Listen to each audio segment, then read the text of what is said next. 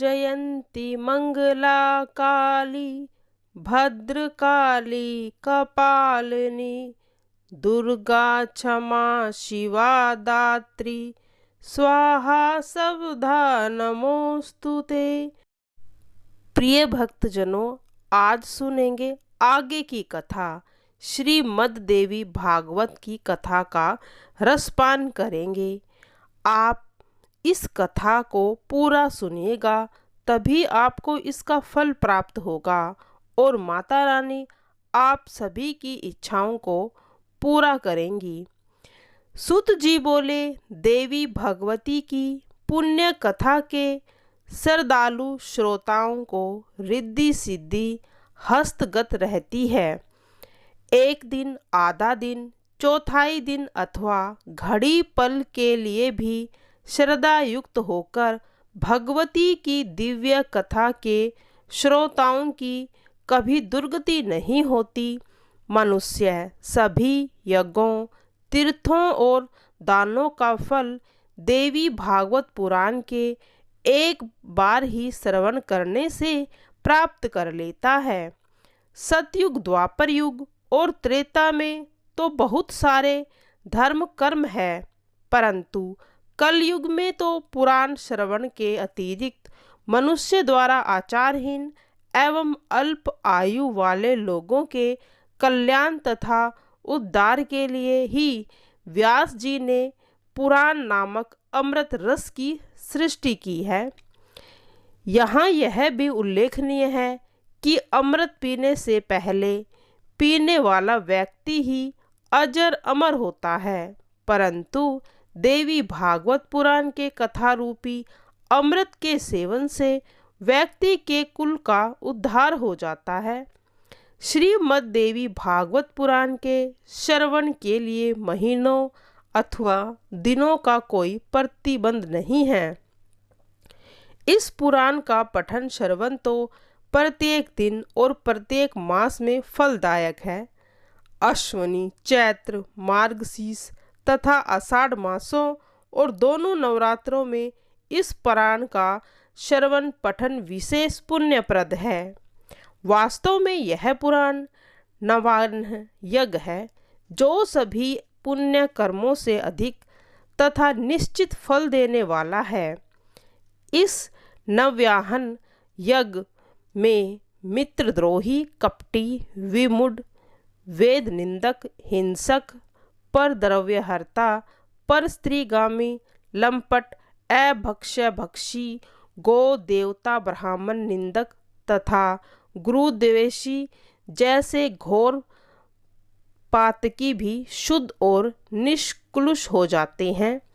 अत्यंत उग्र व्रतों, तीर्थ यात्राओं, बृहत यज्ञों तथा जपों से वह फल प्राप्त नहीं होता जो देवी भागवत पुराण के 9 अध्यायों से प्राप्त होता है। तथा न गंगा न गया, न काशी न नैमिषम, नो मथुरा न पुष्करम, पुनित सदयन बदरी वनम, यो यथा ही देवी मुख ऐसा विप्रा। नव्यान प्राण रूपी देवी यज्ञ के समान गंगा, गया, काशी, नैमिषारण्य, मथुरा, पुष्कर आदि बद्री वन में सेवन से तत्काल फल नहीं मिलता, किसी भी प्रकार नहीं मिलता। देवी भागवत पुराण के अर्चन पूजन की महिमा को बताते हुए सूत जी बोले, अश्विनी मास के शुक्ल पक्ष की अष्टमी को सुवर्ण सिंहासन पर श्रीमद् देवी भागवत पुराण का स्थापित करके ब्राह्मण को देने वाला देवी के परम पद को प्राप्त करता है। इस पुराण में एक अथवा आधे श्लोक का प्रतिदिन नियम पूर्वक पाठ करने वाला देवी भगवती की को प्रिय लगता है। अब श्रीमद् देवी भागवत पुराण से उपलब्धियाँ।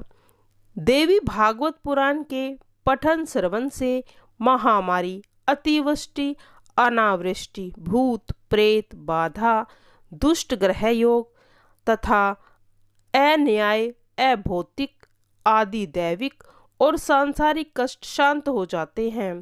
इस संबंध में एक प्राचीन इतिहास का उल्लेख करते हुए सूत जी बोले, वसुदेव जी द्वारा देवी भागवत पुराण के पारायण के फलस्वरूप ही प्रसन्न सेन को वहां ढूंढने गए और संकट में फंसे श्री कृष्ण का सकुशल घर लौट आना संभव हुआ। इस पुराण के पारायण से दरिद्र, धनवान, रोगी, रोग मुक्त और मर्त वत्सा और बंध्या स्त्री भी पुत्रवती हो जाती है। इसमें लेस मात्र भी संदेह नहीं है। सोनक जी ने कहा, हे पुरुष श्रेष्ठ महाभाग, सूत जी इस त्रिगुणात्मक जगत में काल चक्र की प्रेरणा से सदा चक्कर काटने वाले मनुष्य को ज्ञान हुए बिना मुक्ति मिलनी कभी संभव नहीं है। इसीलिए आप परम पावन देवी भागवत को कहने की कृपा कीजिए। सूत जी कहते हैं, श्रीमद् देवी भागवत अत्यंत पवित्र और वेद प्रसिद्ध पुराण है। भगवती जगदम्बिका के उन सुकोमल चरण कमलों को प्रणाम करके आज मैं विस्तार पूर्वक यह पुराण कहने के लिए प्रस्तुत हो रहा हूँ। श्रीमद् देवी भागवत सबसे उत्तम एवं पावन पुराण माना जाता है। इसमें 18,000 श्लोक हैं। संस्कृत भाषा में इसकी रचना हुई है। वेद व्यास जी ने सुंदर 12 स्कंदों में इसे सजाया है।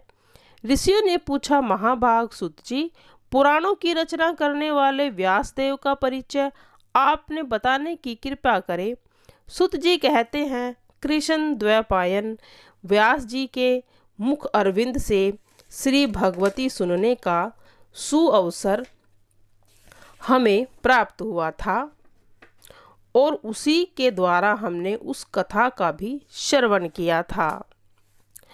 ऋषियों ने पूछा, महामते, आपने कहा सुखदेव जी आयुनिज हैं, अरणी से उनका प्राकट्य हुआ है। इन बातों से हमें महान आश्चर्य हो रहा है। इनका स्पष्टीकरण करने की कृपा कीजिए। सूत जी कहते हैं, प्राचीन समय की बात है।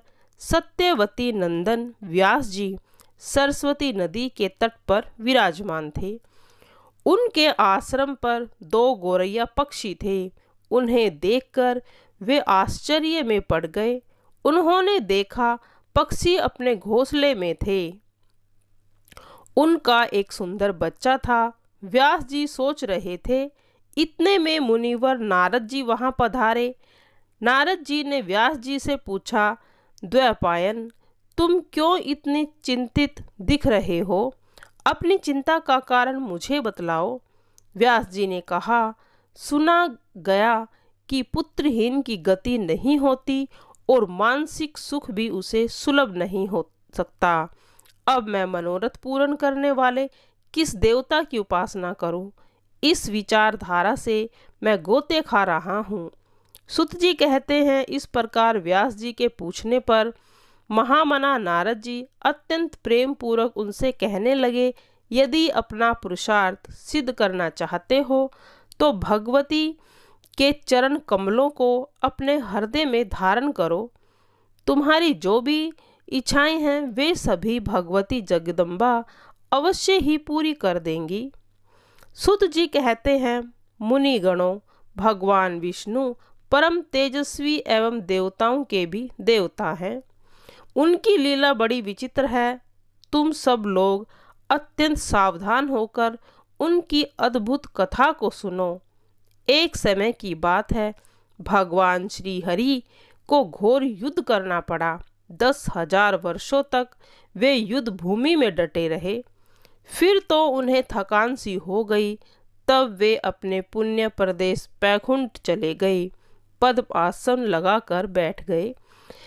धनुष पर जो डोरी चढ़ी हुई थी, इस अवस्था में धनुष को भूमि पर टिकाकर उसी के सहारे कुछ झुके से गए।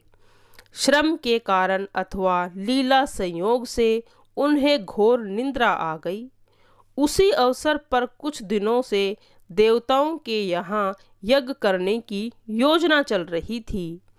इंद्र, ब्राह्मण, ब्रह्मा शंकर आदि सभी देवता यज्ञ करने के लिए तत्पर होकर भगवान श्री हरि से मिलने बैकुंठ में चले गए।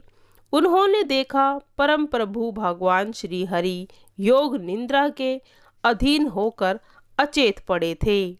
ऐसी स्थिति में इंद्र ने देवताओं को संबोधित करते हुए कहा, अब क्या करना चाहिए देवताओं, आप स्वयं विचार करें। भगवान विष्णु को कैसे जगाया जाए। तब भगवान शंकर ने कहा, देवताओं, यद्यपि किसी की निंद्रा भंग करना निषिद्ध आचरण है, फिर भी यज्ञ का कार्य संपन्न करने के लिए तो इन्हें जगाना ही पड़ेगा। तब ब्रह्मा जी ने वर्मी नाम का एक कीड़ा उत्पन्न किया। सोचा, धनुष पृथ्वी पर है, यह कीड़ा उस धनुष की तांत को काट देगा। उसके बाद आगे की रस्सी को काटते हुए झुका हुआ धनुष ऊपर को तन उठेगा। फिर तो देव आदि देव श्री हरि की निद्रा टूट जाएगी। तब देवताओं का कार्य सिद्ध होने में कोई संदेह नहीं है। ब्रह्मा जी के कहने पर उसी क्षण वर्मी ने प्रत्यंचा को रख लिया। फिर तो धनुष बंधन मुक्त हो गया। प्रत्यंचा कटते ही बड़े जोर से भयंकर शब्द हुआ, चारों ओर अंधकार छा गया। इतने में पता नहीं भगवान विष्णु का मस्तक कुंडल और मुकुट सहित कहाँ उड़कर चला गया। कुछ समय के बाद जब घोर अंधकार शांत हुआ, तब भगवान शंकर और ब्रह्मा जी ने देखा श्री हरि का श्री विग्रह बिना मस्तक के पड़ा हुआ था। अत्यंत दुखी होकर उनकी आंखों से जल बरसने लगा। वे विलाप करने लगे, हे नाथ, कैसे देवी विचित्र घटना हो गई। ब्रह्मा जी ने कहा, आप सभी उन सनातनीमयी विद्या स्वरूपनी महामाया का चिंतन करो। वे प्रकृतिमयी भगवती निर्गुण स्वरूपनी एवं सर्वोपरि विराजमान है। अब वे ही हमारा कार्य सिद्ध करेंगी। सब प्राणी उन्हीं की संतान है। सूत जी कहते हैं, फिर ब्रह्मा जी ने वेदों को जो सामने देह धारण करके उपस्थित हुए थे उन्हें आज्ञा दे दी। उसके बाद सुंदर शरीर धारण करने वाले वे वेद ब्राह्मणी का वचन सुनकर उन भगवती का स्तवन करने लगे। वेद बोले, देवी आप महामाया है, जगत की सृष्टि करना आपका स्वभाव है। आप कल्याणमय विग्रह धारण करने वाली एवं प्राकृतिक गुणों से रहित हैं। अखिल जगत आपका शासन मानता है तथा भगवान शंकर के आप मनोरथ पूर्ण किया करती हैं। हे माता, आपके लिए नमस्कार है। जब सारी श्रुतियाँ आपके गुणों एवं प्रभाव को जानने में असमर्थ रही, तब हम उन्हें कैसे जान सकते हैं। अधिक क्या कहें, अपने परम प्रभाव को आप स्वयं ही नहीं जानती। कल्याणमयी जगदम्बिके भगवान श्री विष्णु का मस्तक धड़ से अलग हो गया। क्या आप इसे नहीं जानती। आप अखिल लोकनायक भगवान विष्णु को प्राण दान करके शोक रूपी समुद्र से इन देवताओं का उद्धार करने की कृपा कीजिए। माता, पहले तो हम यही नहीं जानते कि श्री हरि का मस्तक चला कहाँ गया। देवी, आप जैसे अमृत पिलाकर देवताओं को जीवित करने में निपुण हैं, वैसे ही अब जगत को भी जीवित रखना आपका ही कर्तव्य है।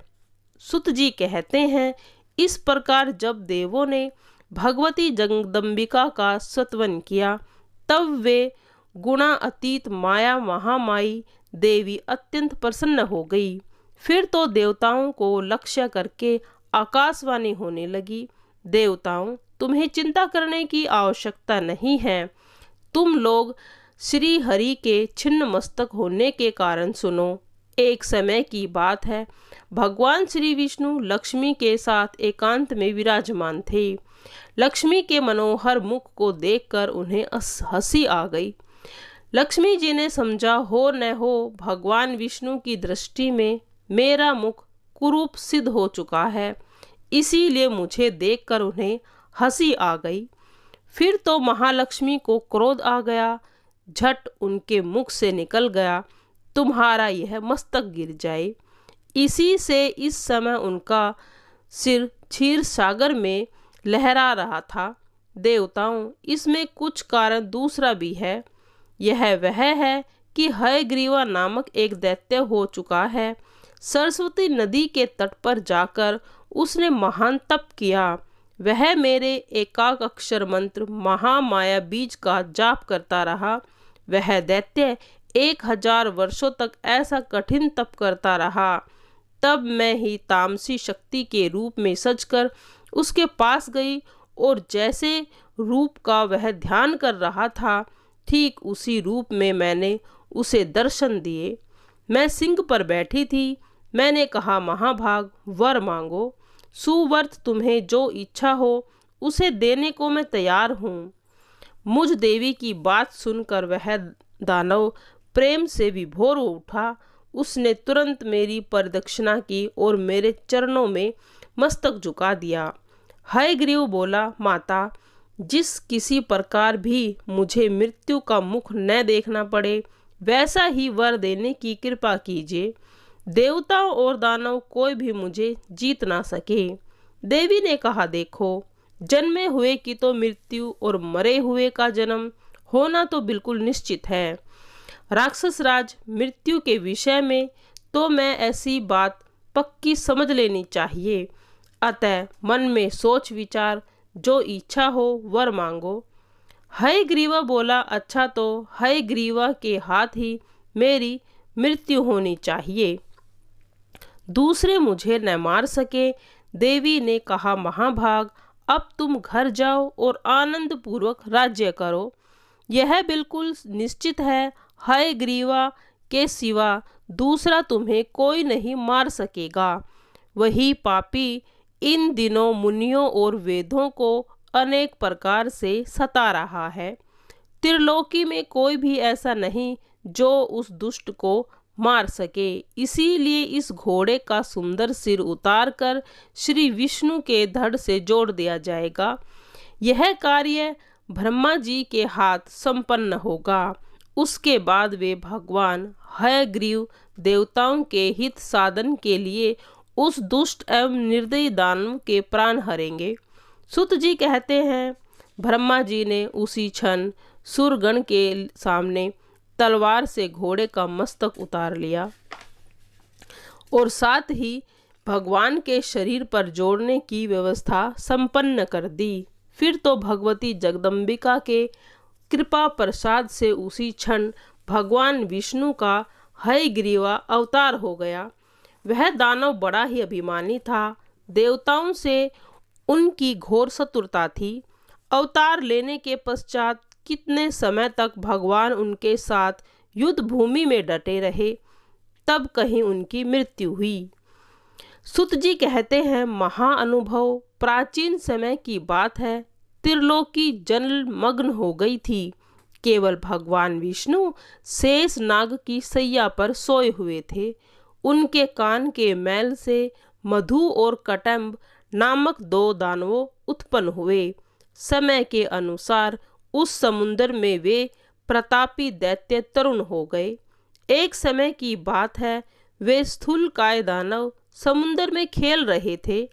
इतने में ही वे दोनों भाई मन ही मन सोचने लगे, बिना आधार के यह अगाध जल किस प्रकार ठहरा है, किसने इसकी उत्पत्ति की है और क्यों की है। अब तो वे ध्यान और जप करने लगे। अन्न जल छोड़ दिया, मन और इंद्रियों पर विजय प्राप्त कर ली। यों 1000 वर्षों तक उन्होंने बड़ी कठिन तपस्या की। फिर तो वह परम आराध्य शक्ति मधु और कटम्ब पर प्रसन्न हो गई।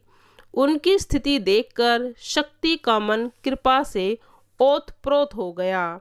अतः आकाशवाणी होने लगी, दैत्यों, तुम्हारी तपस्या से मैं प्रसन्न हूँ। स्वेच्छा अनुसार वर मांगो, उसे मैं पूर्ण कर दूंगी। सुत जी कहते हैं, इस प्रकार की आकाशवाणी सुनने के पश्चात मधु और कैटम्ब ने कहा, सुंदर व्रत का पालन करने वाली देवी, तुम हमें स्वेच्छा मरण का वरदान देने की कृपा करो। आकाशवाणी हुई, दैत्यों, मेरी कृपा से, इच्छा से तुम मौत ही मरोगे। सूत जी कहते हैं, देवी के यो वर देने पर मधु और कैटम को अत्यंत अभिमान हो गया। द्विजवरों, कुछ समय के पश्चात एक दिन अनायास ही प्रजापति ब्राह्मण जी पर उनकी दृष्टि पड़ी। ब्रह्मा जी कमल के आसन पर विराजमान थे। मधु और कैटम में अपार बल था।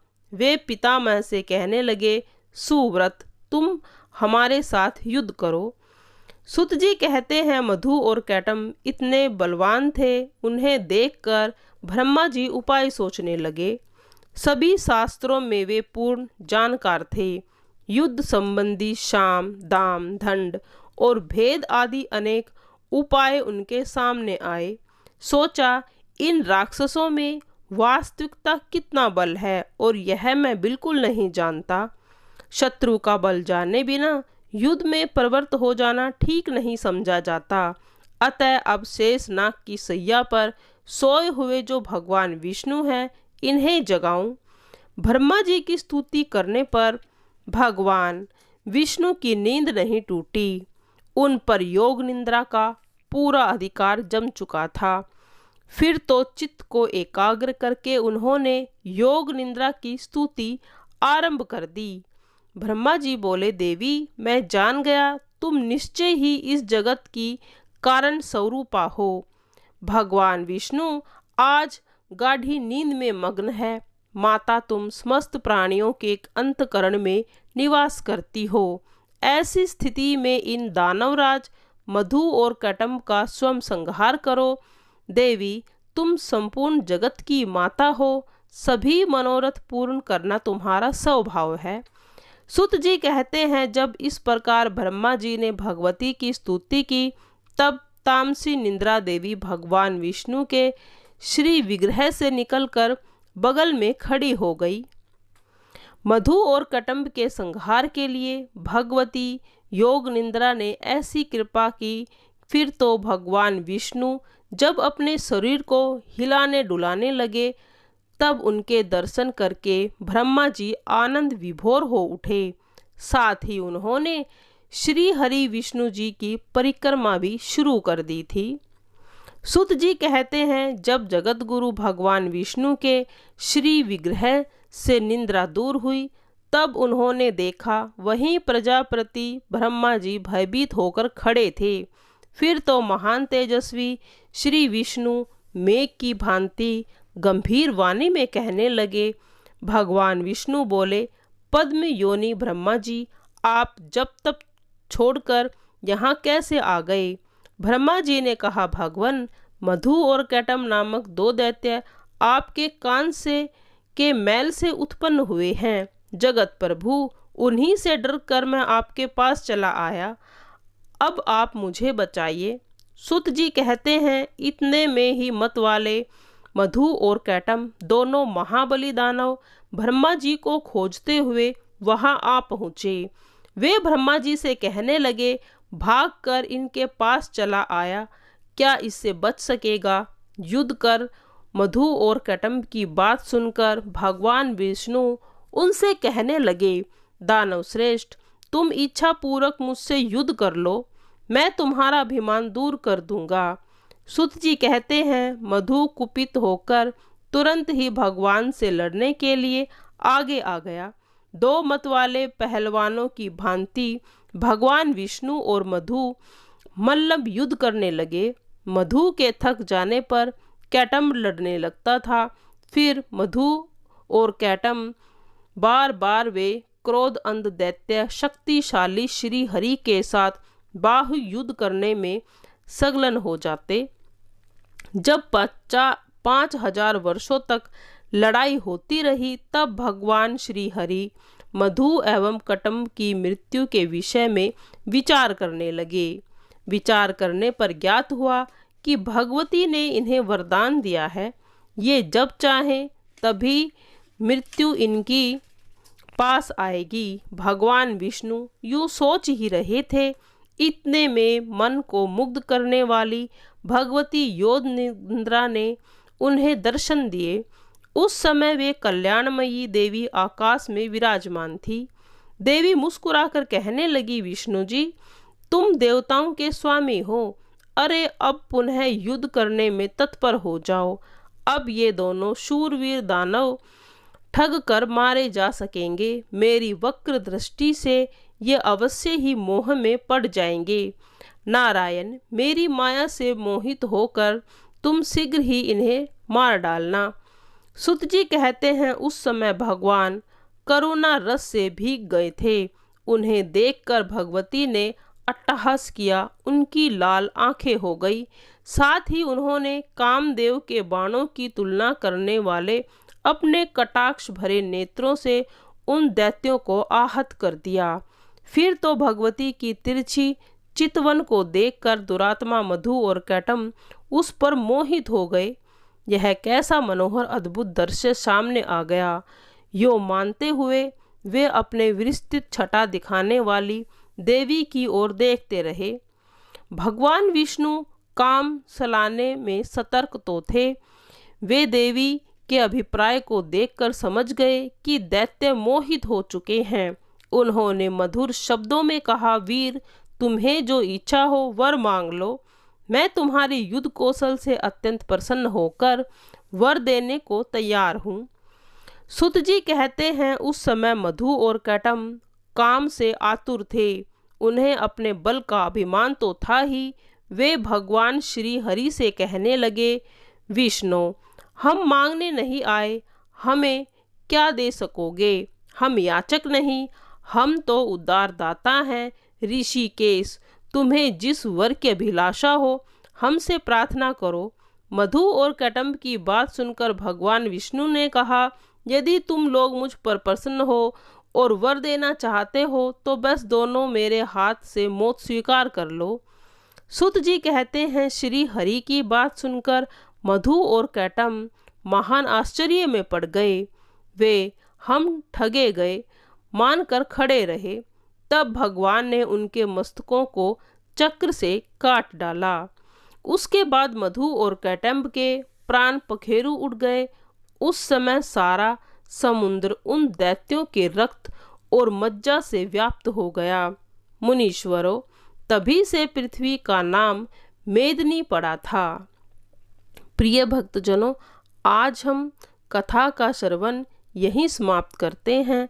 कल की वीडियो में हम आगे की कथा का श्रवण करेंगे। जय माता दी।